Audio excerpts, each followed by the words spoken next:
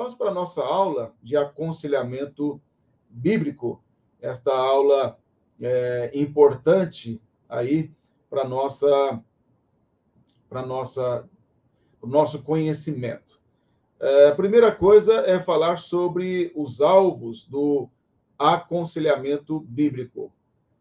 O primeiro alvo, o propósito desse curso, é demonstrar que o aconselhamento bíblico é uma obrigação de todo crente maduro. Por que é importante já esclarecer isso? Porque o que se espera normalmente nas igrejas é que o pastor faça o aconselhamento e não os membros da igreja. Mas antes de continuar falando sobre o alvo, eu não me apresentei, embora eu creio que a maioria, os alunos sabem, né? Mas talvez você que vai assistir depois desse vídeo não me conheça. Eu sou o reverendo Márcio William Chaveiro. Eu não sou chaveiro, eu sou pastor, é meu sobrenome. E eu sou professor de aconselhamento bíblico e também o idealizador do Instituto Bíblico Graça Irresistível.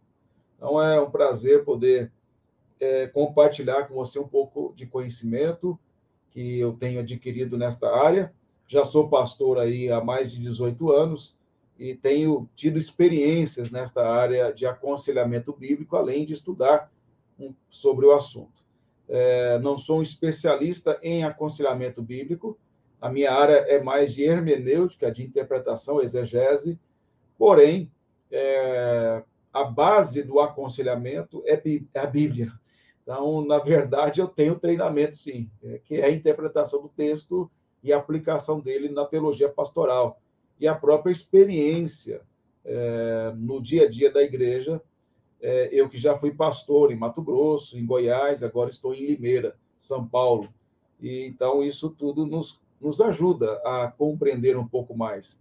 Mas tenho buscado também entender, através de livros de especialistas, sobre esse assunto, para que você possa ser mais bem instruído acerca desse tema. Então, eu decidi dar esse curso mais focado a ensinar a igreja a importância dela se envolver no aconselhamento bíblico. Porque você não encontra muitos livros. Aliás, vou ser bem sincero, nas minhas pesquisas eu não encontrei nenhum livro específico sobre o papel do crente no aconselhamento bíblico. Eu encontrei livros que falam em uma parte ou outra dentro do conteúdo, mas coisas muito curtas sobre isso. Mas especificamente um livro sobre esse aspecto eu não encontrei. Não estou dizendo que não tenha, mas eu estou dizendo que eu não encontrei, conversei com colegas também e eles não conhecem. Então, é um curso muito importante, porque vai tratar de uma área pouco abordada, que é mostrar que, biblicamente, não é apenas o pastor da igreja que tem a obrigação de aconselhar. Ele tem esta função, ele é treinado teologicamente para isso, mas a igreja, os membros maduros da igreja, devem se envolver nesse processo. Outro alvo também desse curso é apresentar as qualificações bíblicas do conselheiro. Isso significa que não é todo crente que pode aconselhar. Existem qualificações bíblicas que mostram aqueles que devem e os que não devem aconselhar. Imagine um crente fofoqueiro, um crente insensato e tolo, aconselhando e sabendo de coisas pessoais de outro membro. Isso vai virar uma fofoca na igreja e vai causar sérios prejuízos. Então, não é qualquer pessoa que pode exercer esse papel de conselheiro. Apresentar também situações práticas que envolvem a ação do conselheiro leigo. Embora esse curso sirva para pastores, para irmãos que já exercem o ministério, e tem milhares de livros de aconselhamento para pastores, eu quero treinar pessoas que não são pastores também, que são leigos, que podem ajudar os seus pastores no aconselhamento. Então, eu vou apresentar situações práticas durante o curso, biblicamente, histórias, narrativas bíblicas e outras situações que eu já vivi, sem citar nomes, obviamente, para poder ilustrar, mostrar na prática algumas coisas. Também nesse curso serão apresentadas ferramentas bíblicas para a prática do aconselhamento. Quais os instrumentos que nós encontramos para o aconselhamento bíblico. E, por último, mostrar a importância do aconselhamento bíblico para o crescimento da igreja. A igreja, ao crescer numericamente, ela tem outro desafio, que é manter esse número na igreja, manter as pessoas saudáveis na igreja, mantê-las crescendo com maturidade cristã. Isso é importante e o aconselhamento é um dos instrumentos para esse propósito aí. Então, são esses os principais alvos do nosso curso. E outros são subtemas desses temas principais, desses aspectos principais aí. Vamos lá. Primeira coisa, o que é o aconselhamento bíblico? O texto moto para o nosso curso é exatamente esse aí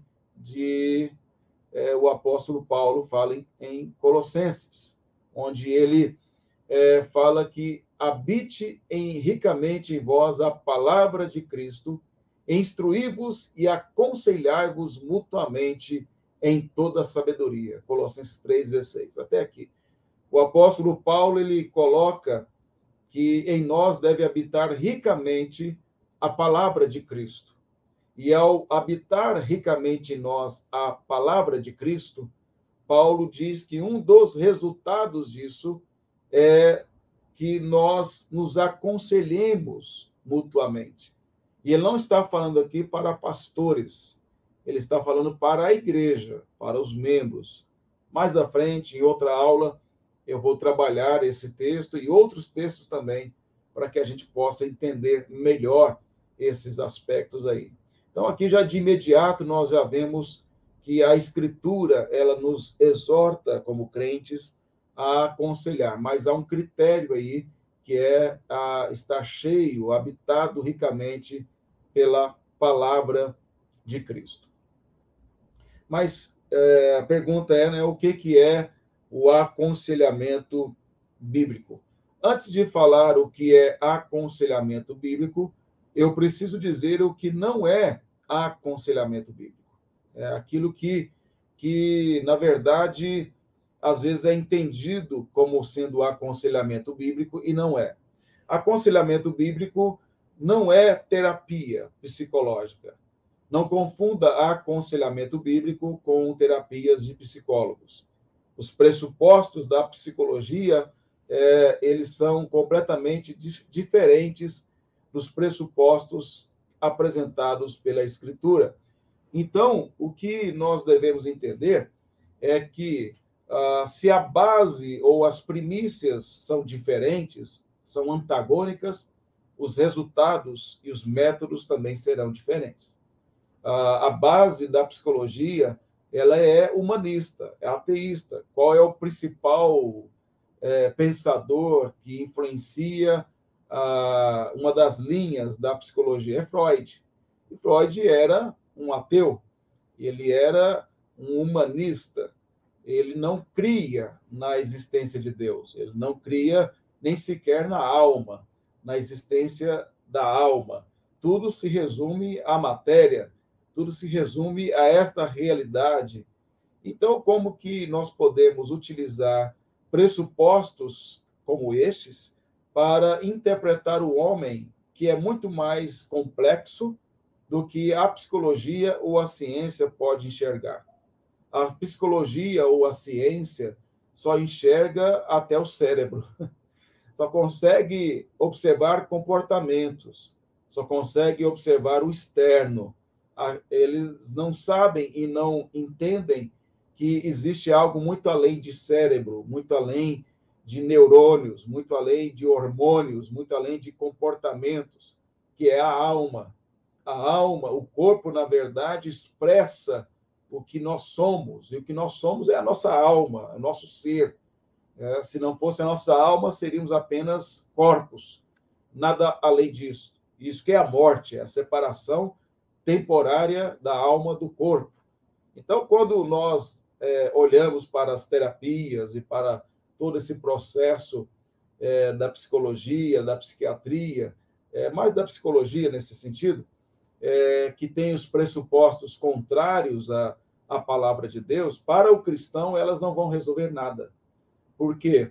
Porque não vai trabalhar aquilo que realmente é importante, aquilo que realmente é determinante. Eu não falo da psiquiatria, porque é possível que uma pessoa, um crente, tenha deficiência de vitaminas no cérebro, tenha alguma necessidade de medicação. Aí realmente é uma área de competência do psiquiatra e não do conselheiro bíblico. Mas eu estou falando na questão de terapia ou de interpretação de comportamentos, da realidade, dos fracassos, das dificuldades da vida. Isso, na realidade, somente a Escritura pode nos fornecer. As terapias não servem para isso. O conselheiro cristão, bíblico, ele trabalha com pressupostos fundamentados nas Escrituras. Nós podemos dizer que o conselheiro ele aborda a realidade sempre com a cosmovisão bíblica, sempre com o entendimento de que é a Escritura que vai fornecer a ele as ferramentas necessárias para compreender as questões da vida. O conselheiro bíblico, ele vai sempre trabalhar sobre o pressuposto de que o alvo em ajudar alguém que está passando por dificuldades é levá-la a Cristo, levá-la, conduzi-la ao Senhor Jesus, tornar o seu caráter semelhante ao do Senhor Jesus. Então, aconselhamento bíblico não pode ser confundido com terapias pastorais ou psicólogos cristãos. Isso não tem nada a ver com isso, embora possa utilizar um aspecto ou outro do método de abordagem, alguma estratégia de despertar a pessoa. Exemplo, quando eu vou aconselhar alguém, eu utilizo de anotar o que a pessoa ouço que ela tem a dizer antes de falar qualquer coisa. Eu ouço para tentar entender e perceber alguma coisa que ali possa estar conectando, trazendo os problemas reais dela. Eu vou anotando isso, para que quando eu for falar, eu tenha uma linha de pensamento, eu possa abordar os pontos principais e tentar organizar os pensamentos que ela expôs desordenados para mim, porque as emoções criam essa desordem na fala. A pessoa está ansiosa, está angustiada, e ela começa uma história, depois não termina, não faz transição, e eu preciso ouvir e organizar isso para mostrar a ela a linha de pensamento e tentar mostrar os caminhos que ela deve seguir biblicamente. Isso é um método semelhante, em algum sentido, ao que os psicólogos fazem lá no divã, ouvindo. Eu nunca fiz terapia, mas eu sei, pelos filmes, pelo estudar, que é nesse caminho. Utiliza-se desse método aí também. Então, não quero dizer que não tenha momentos de verdade na psicologia, mas como que a gente sabe quando tem momentos de verdade em alguma ciência humana? É através da Escritura. É a Escritura que determina o que é verdadeiro na psicologia e o que é falso. Não é a psicologia que determina o que é verdadeiro e falso na Escritura. Essa é a grande diferença. As pessoas, às vezes, cristãos, começam a estudar psicologia, se encantam tanto porque elas não têm uma boa formação teológica, e aí elas começam a querer olhar para a Escritura usando a psicologia como instrumento de interpretação. Eu conheço, tem um livro chama Eclipse da Alma, foi escrita por psicólogos cristãos e psiquiatras, inclusive pastores psiquiatras. E eu fiz uma resenha desse livro quando eu fiz um curso, E eu fiz a crítica, porque eles pegam narrativas bíblicas e eles tentam fazer um diagnóstico dos personagens bíblicos com as ferramentas da psiquiatria. É um absurdo, né? Isso aí. Então, interpretar, embora eu possa ver traços ali que a psiquiatria já entendeu como sendo certos, mas existem esferas ali e eu não posso utilizar as ferramentas da psiquiatria para interpretar comportamentos de personagens históricos da Bíblia. Eu preciso, a própria Bíblia faz essa interpretação. A própria Bíblia apresenta para mim as diretrizes sobre isso. Um exemplo nesse livro é que ele fala que quando Saul estava sendo perturbado por espíritos malignos, né, e Davi tocava harpa e aí ele sentia-se aliviado e tal, aquilo na verdade não eram espíritos malignos, aquilo era a crença que ele tinha da época antiga e que havia esses espíritos perturbadores e tal. Então, veja como que que isso fez? Fez com que a narrativa bíblica fosse entendida à luz de influências mitológicas da época. E isso porque aqueles autores ali têm pressupostos errados e utilizam esses pressupostos para interpretar a Escritura, e não a Escritura interpretar os seus pressupostos. Então, para que você entenda o quão importante é a base teológica, bíblica, exegética, para que o conselheiro seja bem sucedido. Ele tem que ter a Escritura como sua única regra de fé e prática. Ele deve compreender que sem a Escritura ele não pode jamais dar bons conselhos para as pessoas. Poderíamos dizer que um conselheiro cristão aborda os pensamentos, as crenças, os desejos, os sentimentos, as decisões e ações de uma pessoa à luz da vontade revelada de Deus quanto ao modo como as pessoas devem funcionar. Podemos, então, dizer, como a citação diz, que o conselheiro cristão bíblico é aquele que vai abordar os desejos, sentimentos, aflições, perdas, lutas do aconselhado à luz da palavra de Deus. É isso que vai reger o conselheiro cristão. O conselheiro cristão bíblico, eu prefiro o conselheiro bíblico do que cristão, e lá em outra aula eu vou explicar qual o nome mais adequado, que seria aconselhamento cristão ou aconselhamento bíblico, e eu vou dar depois, em outra aula, a justificativa para essa questão.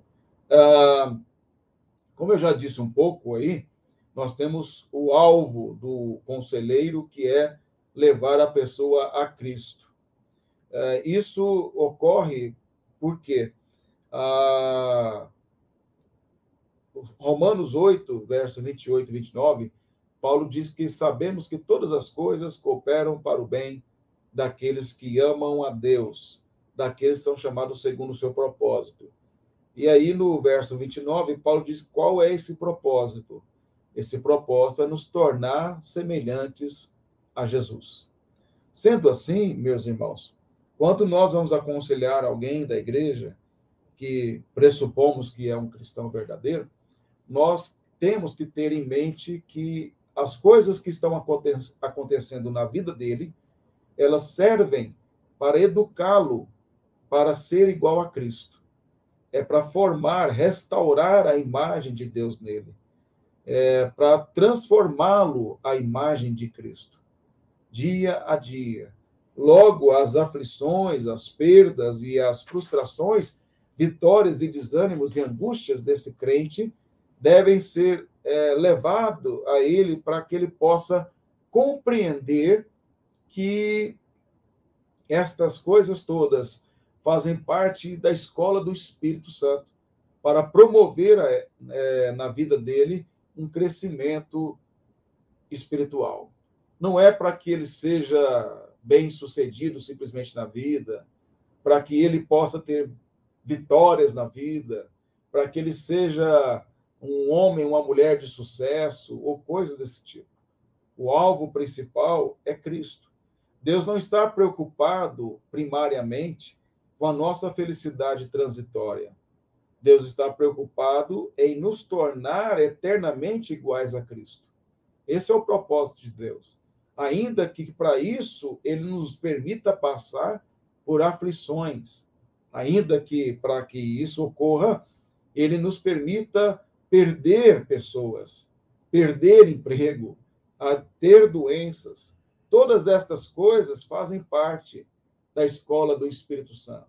É nos montes e nos vales, mas com a certeza de que ele está nos guiando, está nos conduzindo.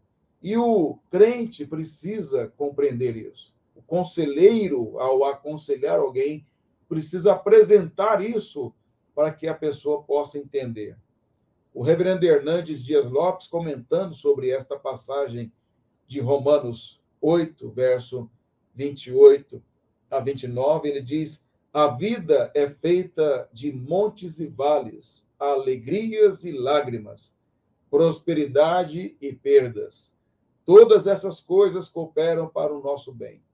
Com isso, ele diz, Paulo não está dizendo que todas as coisas que acontecem conosco são coisas boas.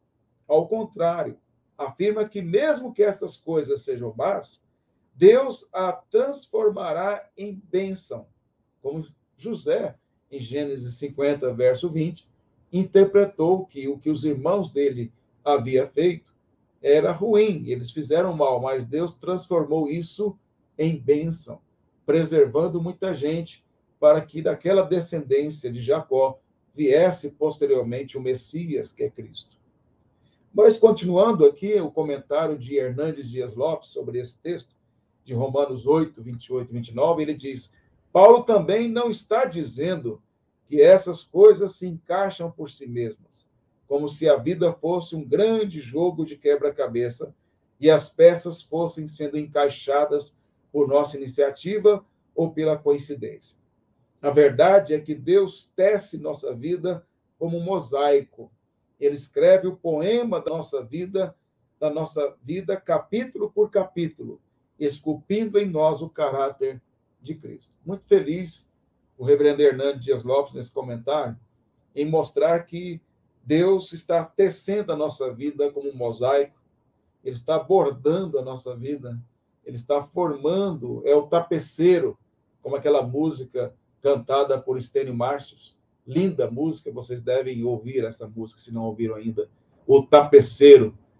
Às vezes eu não entendo como o tapeceiro está agindo, porque ele está permitindo certas coisas da minha vida, porque estas aflições, porque aquela pessoa que tanto me faz mal continua fazendo mal contra mim, nada acontece a ela, parece que ela vive muito bem e não há nada que refreie ela de fazer o mal contra mim.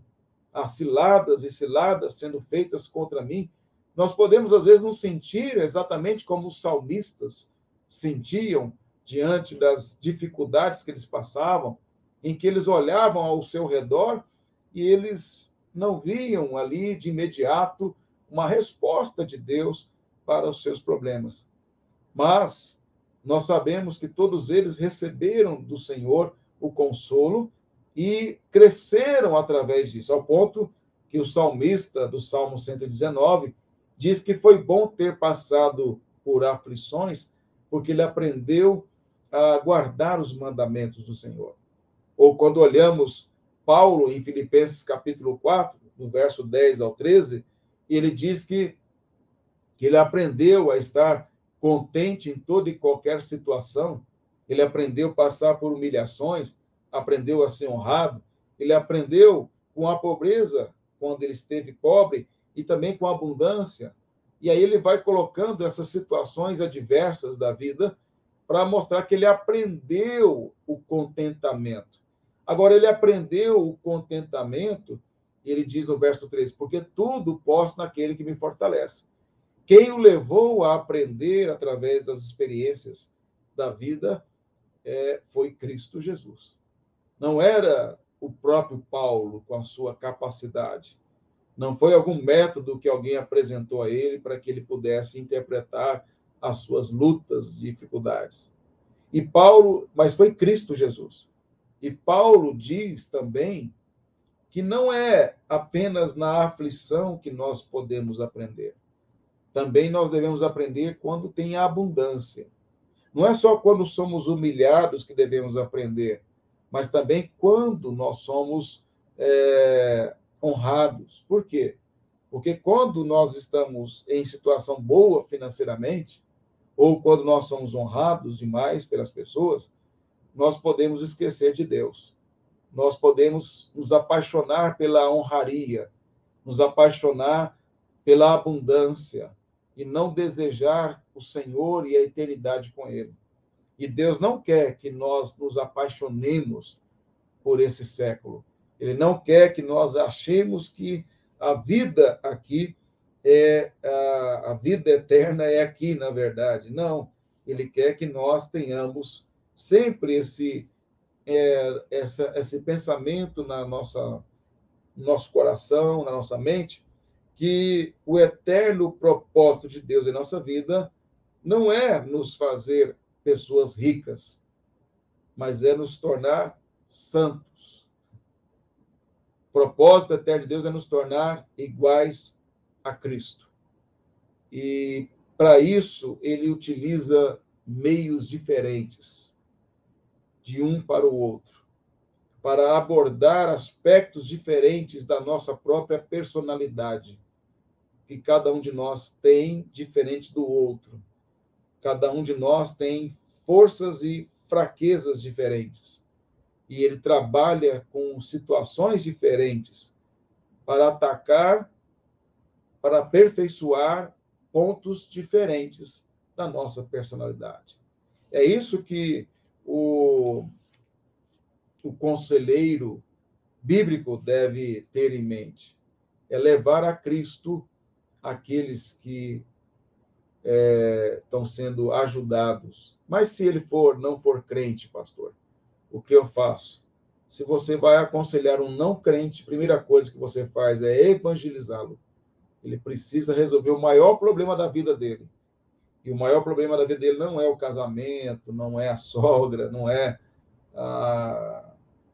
o marido, a esposa, os filhos, o trabalho.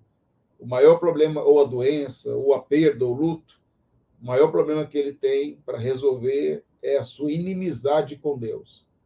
É a sua vida longe de Deus. E ele precisa ser reconciliado com Deus através de Cristo. Ele precisa ser levado ao arrependimento. Então, a primeira coisa que você tem que fazer é evangelizar o ímpio que busca em você aconselhamento no trabalho, na escola ou em qualquer outro lugar. Aqui eu coloquei apenas para ilustrar o que eu já expliquei, que é a questão do propósito de Deus, com base em Romanos 8, 28 e 29, que era progressivamente, termo este que eu amo muito, quem me conhece sabe disso, progressivamente nos tornar iguais a Cristo. Esse é o propósito de todas as coisas cooperarem para o nosso bem. Aqui eu fiz apenas um quadro apresentando os pressupostos diferentes entre psicologia e aconselhamento bíblico. O pressuposto do aconselhamento bíblico posso estar errado, a pessoa sempre vai ser levada a isso, a pensar que ela pode estar errada e ela precisa de sabedoria. O conselheiro bíblico, ele sempre vai partir da ideia de que ele precisa de sabedoria de Deus. Ele sabe da sua incapacidade de compreender e perceber tudo que está envolvido naquele aconselhamento. E ele busca no Senhor a direção. Ele, como Tiago diz, ele pede a Deus sabedoria e crê que Deus vai dar sabedoria a ele para perceber e para orientar aquele irmão ou irmã que está passando por dificuldade. Já o psicólogo, ele vai arrogantemente pensar que os métodos da psicologia são absolutos e certos Tanto é que você pode ver que, não estou dizendo que todos os psicólogos, mas a maioria, pelo menos que eu já conheci, eles estudam alguns métodos lá que deu certo em tantas pessoas, e aí eles acham que aquele método ele é ele é suficiente e absoluto para determinar quem você é. Aí você diz: não, mas eu não sou dessa maneira. Não, você é. Mas eu não sou. Eu penso assim, assim. Não, você é. É que você não percebeu ainda. Mas por que está dizendo isso? Porque o método para ele, que a psicologia utiliza, é como se fosse inspirado. E aí você fica ali quase convencido que você é aquilo que realmente que ele está dizendo que você é, porque o método é infalível. O pressuposto do conselheiro bíblico é que apenas a escritura é infalível e autoritativa, ou seja, ele crê que a Bíblia é infalível, ela não tem falha no que ela ensina, absoluta, e ela é a autoridade sobre a nossa vida, porque ela é a palavra de Deus. E sendo a palavra de Deus, ela deve ser observada e obedecida. Mas o psicólogo, ele tem os métodos como sendo infalíveis, como eu já expliquei, e o resultado é infalível acerca daquele método. Não estou dizendo que todos agem desta forma, volto a dizer, mas estou dizendo o que prevalece na maioria, notoriamente, é esse pensamento.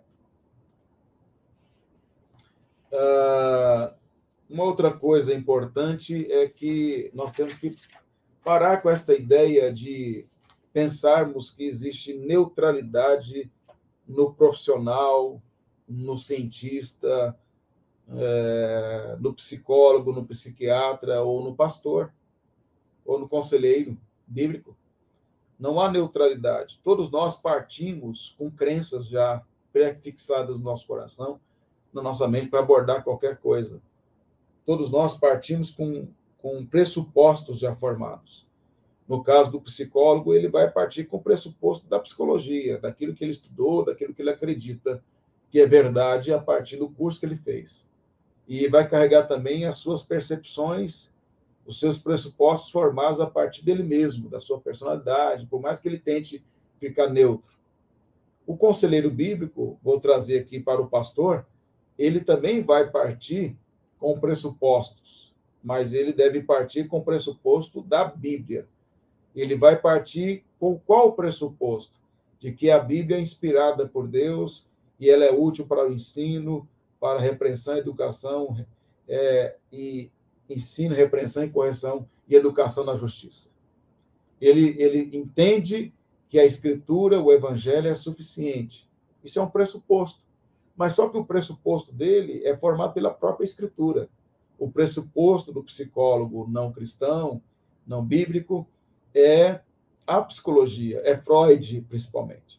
É o humanismo, é a ciência, é o seu próprio coração e a sua própria capacidade de perceber e o seu profissionalismo. O pressuposto do conselheiro bíblico é que ele nada pode fazer sem o seu Senhor e que ele precisa da Escritura para que ela, usada pelo Espírito Santo, possa penetrar no coração daquele que ouve o aconselhamento. Eu vou parar por aqui, por enquanto, mas a pergunta, né, fica aí, o que é o aconselhamento bíblico? O aconselhamento bíblico, ele aliás, desculpem, na verdade, isso aí é a discussão se podemos chamar de aconselhamento bíblico ou cristão. Isso aí eu vou deixar para a próxima aula. Não vou entrar, vou deixar para a próxima aula. Mas o aconselhamento bíblico, ele é essa abordagem dos problemas da vida a partir da Escritura, entendendo que a Escritura é suficiente para tratar e direcionar qualquer área da nossa vida. O aconselhamento bíblico, como o próprio nome diz, ele é exclusivamente bíblico. E utiliza, sim, pode-se utilizar métodos usados em outros sistemas, desde que eles sejam verdadeiros à luz da Bíblia. Ou seja, toda a construção de abordagem, de pensamento, de cosmovisão do conselheiro é a Escritura, e não a experiência humana, não a ciência humana, mas a própria palavra de Deus. Então, eu quero, caminhando aqui já para encerrar esta primeira aula aula introdutória de aconselhamento bíblico, mostrando a você os alvos desse curso, mostrando a você a importância do aconselhamento dentro da igreja. Outros assuntos serão tratados, por exemplo, o que é essencialmente o aconselhamento bíblico. Eu vou provar que ele é exortativo. E vou mostrar biblicamente, provar para você em uma aula aí. Nós teremos aí, talvez a próxima dê para a gente já chegar nesse assunto. Eu creio que, pelo meu material aqui, na próxima aula a gente vai abordar alguns textos mostrando isso aí para você. Mas se você ainda não faz parte do nosso curso, acesse ao nosso curso aí, tente conhecer mais aí. Eu vou colocar aqui no comentário o nosso site para que você possa conhecer e se inscrever ao curso de bacharel em teologia online. Você pode usar o tempo que você tiver para assistir às aulas, ter acesso à apostila, conteúdos que nós disponibilizamos em nosso site, e o seu conhecimento teológico vai, sem dúvida alguma, vai ser ampliado com tudo aquilo que nós estamos promovendo, permitindo, disponibilizando para você em nossos cursos. Então, se você quer também fazer só aconselhamento bíblico, você também pode se inscrever em nossos cursos. Você pode entrar aí no nosso site, acessar, conhecer, e pode deixar um comentário também aqui, que nós vamos passar para você, para que você possa participar aí e conhecer mais os nossos cursos. Eu vou colocar um telefone da Juliana para você aí, para que você, se você quiser ter um contato com ela e saber mais, basta você entrar aí pelo WhatsApp do nosso, que está aí apareceu aí para você, e você verá então aí a nosso curso. Não deixa de se inscrever em nosso canal, né? É importante que você se inscreva em nosso canal, que você deixe um like aí para poder nosso curso ser mais conhecido e alcançar mais pessoas. Deixa o seu comentário também, está aí o nosso site na legenda para você anotar e acessar o nosso curso. E espero que você tenha gostado desta aula, que tenha contribuído aí para você aprender mais a importância do aconselhamento bíblico. Coloque aí se você já tinha ouvido qualquer coisa acerca desse assunto, se isso é algo novo, se você achou relevante e importante para a sua vida. E você que é aluno, talvez você pense assim, mas se o seu curso está sendo dado ao vivo, por que então fazer esse curso pelo site? É porque no site você terá acesso à apostila, você terá acesso a outros materiais adicionais ao curso. Quem assiste aqui apenas verá as aulas. Nem todas as aulas serão transmitidas ao vivo, então algumas serão exclusivas para os alunos do nosso curso. Mas se você quer fazer parte da nossa escola de teologia, você pode ir aí pelo WhatsApp 919, que é o DDD aqui de Limeira, 997922701. Fala aí com a Juliana e ela vai dar todas as orientações aí para você. Muito obrigado, Deus abençoe grandemente e até semana que vem nós teremos mais aula de aconselhamento bíblico. Deus abençoe grandemente a sua vida. Muito obrigado.